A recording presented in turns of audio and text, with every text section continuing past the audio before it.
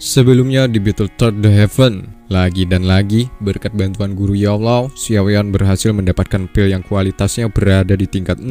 Dampak yang ditimbulkan akibat hasil mahakarya luar biasa itu membuat fenomena alam sempat berubah, sehingga menimbulkan kecurigaan tetua agung halaman dalam ingin mencari tahu siapa dalang dibalik kejadian itu. Namun nihil, ketua agung tidak menemukan siapa orangnya. Selain itu, masalah baru terjadi lagi menghampiri ke keluarga Xiao, tepatnya terhadap kakak kedua. Kakak kedua terluka parah, sepertinya ia baru saja melakukan pertempuran melawan musuh yang sangat kuat. Siapakah pelaku penganiayaan terhadap kakak kedua itu? Jawabannya ada di video kali ini coy. Penasaran? Yuk langsung saja kita katakan bersama-sama. Dan film pun dimulai.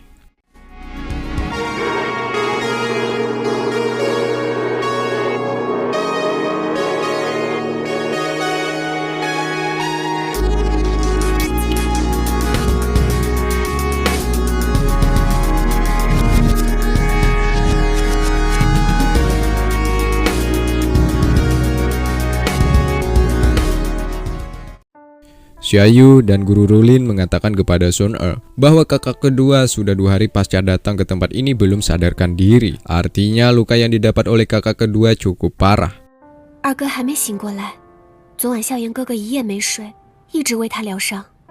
Begitupun dengan Xiaoyan, ia berusaha menyembuhkan luka kakaknya itu. Tak lama kemudian terdengar suara batuk dari kakak kedua, menandakan bahwa kakak kedua mulai menampakkan tanda-tanda membaik terhadap lukanya itu. Benar sekali, kakak kedua tersadar, di mana di hadapannya sudah terlihat wajah saudaranya alias adik ketiga dari keluarga Xiao. Siapa lagi kalau bukan Xiaoyan?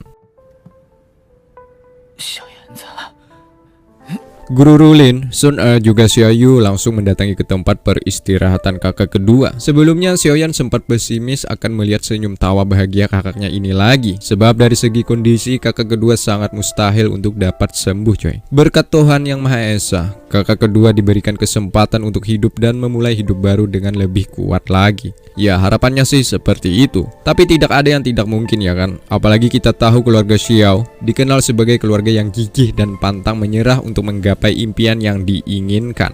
Sebagai adik, tentunya Xiaoyan bertanya alasan kenapa kakak kedua jadi bisa luka parah seperti yang kita lihat ini. Xiaoyan meminta agar kakaknya berterus terang dengan sejujur-jujurnya. Karena itu permintaan adiknya, kakak kedua juga tak ingin menyembunyikan kejadian sebelumnya, apalagi ini semua berkaitan dengan keluarga Xiao. Sekiranya 3 hari yang lalu, keluarga Xiao yang sebelumnya bersembunyi di sebuah tempat dari kejaran orang-orang Mystic Lord, sedikit mimin mengingatkan kembali. Setelah kekacauan yang ditimbulkan saat Xiaoyan berada di Mystic Lord, tidak ada pilihan lain lagi selain mengungsikan keluarga Xiao dari radar penciuman orang-orang Mystic Lord. Setelah cukup lama persembunyian keluarga Xiao akhirnya ketahuan juga, lantaran orang-orang Mystic Lord mulai berani menyisir keluar dari zona kekuasaan Mystic Lord coy. Ketika itu keluarga Xiao dan kelompok bayaran Aeron Desert sedang mengadakan pesta. Pesta ini bertujuan merayakan anniversary pasukan kelompok bayaran Aeron Desert coy.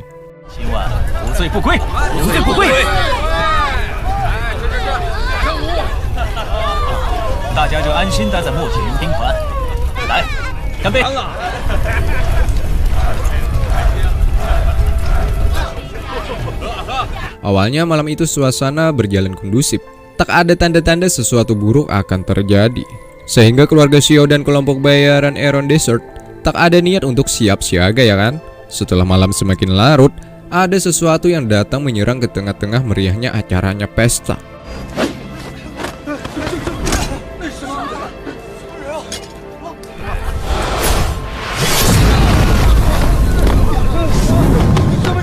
Orang-orang dari Mystic Lord pelaku semua ini coy. Ya, mereka pasukan bertopeng membarbardir dan juga membunuh keluarga Xiao beserta kelompok bayaran dengan cara yang amat tragis.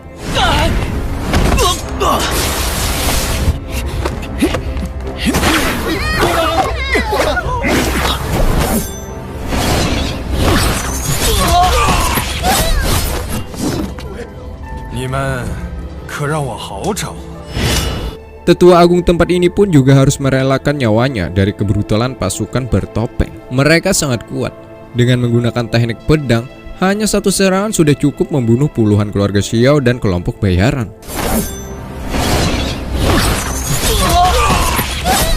Tetua Agung sebelum menghembuskan nafas terakhirnya, ia menyuruh kakak pertama dan kakak kedua untuk mundur dari kekacauan ini. Sebab Tetua Agung mengetahui bahwa di belakang pasukan bertopeng ada sesosok yang begitu menyeramkan. Ya, dialah orang yang sebelumnya pernah bertemu dengan Xiaoyan saat di gurun pasir waktu itu. Sesosok bayangan hitam dan juga menggunakan rantai. Kakak kedua tidak tahu persis alasan kenapa bayangan hitam itu datang dan membunuh orang-orang tak bersalah. Sesosok bayangan hitam ini juga membunuh dengan cara acak, coy. Siapapun yang ada di depannya itulah targetnya. Tepat saat itu juga, kakak kedua pun mulai curiga dengan kehadiran sesosok bayangan hitam. Kemungkinan besar ada sesuatu yang dicarinya. Ya, bisa jadi yang dicarinya ialah giok merah Tusi yang ada di tangan Xiaoyan saat ini. Sehingga kakak kedua meminta dan berharap agar Xiaoyan menyimpan dengan baik-baik benda peninggalan dari keluarga Xiao tersebut.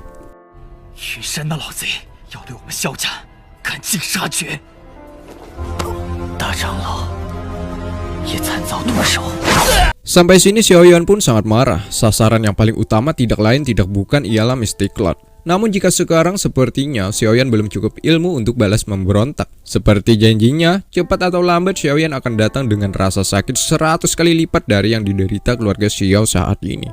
Selain itu, Xiaoyan juga menanyakan keadaan kakak pertama. Kakak pertama sempat mengalami luka akibat perkelahian yang begitu dahsyat luar biasa itu. Dari kakak pertama itulah mengapa kakak kedua bisa selamat nyawanya. Lantaran ia disuruh kakak pertama untuk menemui adik ketiga Xiaoyan. Pastinya dengan tujuan untuk mengabarkan berita kejadian yang tragis ini.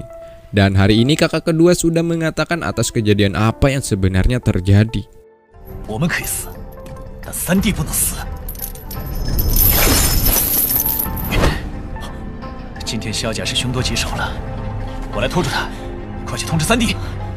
Xiaoyan kembali menanyakan kelanjutannya terhadap kakak pertama. Tepatnya saat kakak pertama lukanya sudah cukup parah. Untungnya Hai Budong datang untuk menyelamatkan keluarga Xiaoyan. Seperti janji Hai Budong kepada Xiaoyan waktu itu, bahwa ia akan selalu siap menjaga keluarga Xiao dari ancaman musuh. Nah, cerita kakak kedua hanya sampai di sini, coy. Bagaimana kelanjutan Hai Budong dengan orang-orang Mystic Lord masih belum dijelaskan secara rinci.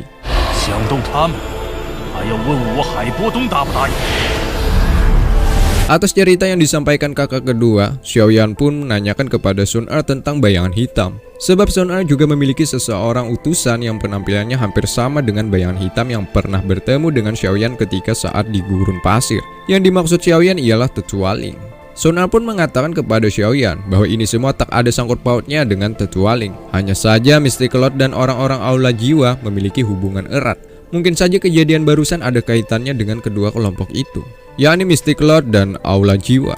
Seperti yang disebutkan tadi, jika Xiaoyan terlalu gegabah untuk bertindak terlalu dini, takutnya akan mencelakai dirinya sendiri.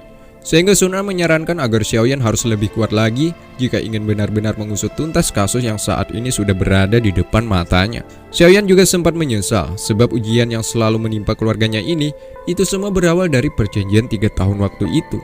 Namun Sun Er membantah kejadian ini bukan semata-mata kesalahan Xiaoyan, melainkan Sun Er meyakinkan bahwa cepat atau lambat orang-orang itu akan datang untuk merebut giok merah Tusi.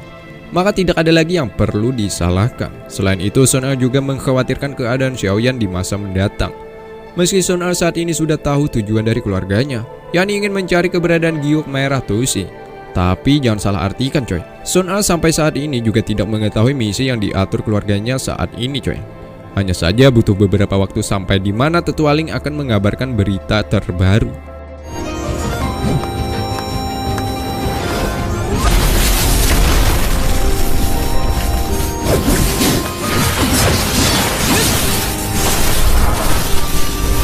Sementara itu kakak kedua berlatih giat setelah sembuh dari luka yang begitu parah.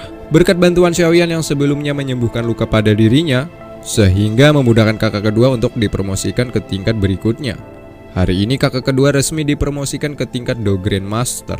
Dengan kekuatan saat ini ditambah lagi dengan pemberian tata cara teknik petir dari Sun Er, sama seperti Xiaoyan, kakak kedua juga memiliki misi untuk terus menimba ilmu agar di mana orang-orang tak berani lagi menyinggungnya dan juga keluarganya. Kakak kedua akan pergi ke kota di mana sebuah aturan tidak berlaku, yakni Black Corner. Dengan kekuatannya saat ini, setidaknya sudah cukup mumpuni untuk mengarungi kota Black Corner itu coy. Sebagai adik, Xiaoyan hanya berharap agar kakaknya menjaga diri dan tak terulang lagi kejadian kemarin.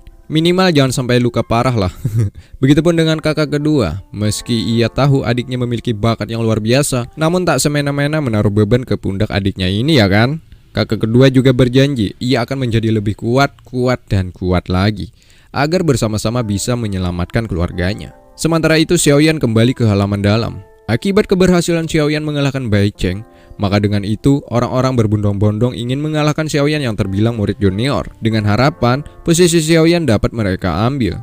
Namun ekspektasi mereka terlalu tinggi coy. Ternyata Xiaoyan sangat sukar untuk dikalahkan, melainkan Xiaoyan lah yang sangat teramat mudah mengalahkan lawan yang ada di atas arena ini. Tujuan Xiaoyan saat ini benar-benar suci, real untuk keluarga. Tidak ada pilihan lain lagi, minimal Xiaoyan masuk 10 besar lah di ujian halaman dalam nanti. Maka dengan itu namanya akan melambung tinggi dan dikenal oleh orang-orang dari penjuru dunia. Di lain tempat ada kakak kedua yang dapat sambutan dari kota Black Corner. Namun dikarenakan kakak kedua sudah memiliki ilmu yang cukup, maka hambatan ini sepertinya bukan menjadi alasan untuk kakak kedua kalah. Hanya dengan sedikit teknik orang-orang dari Black Corner mampu dikalahkannya. Di dunia persilatan, aturan hanyalah sebuah tulisan dan ucapan saja coy. Sebab hanya orang terkuatlah yang dapat merubah aturan itu. Begitupun jika ingin dihormati, maka harus menjadi lebih kuat dari orang-orang yang lebih kuat lagi. Dan film pun bersambung.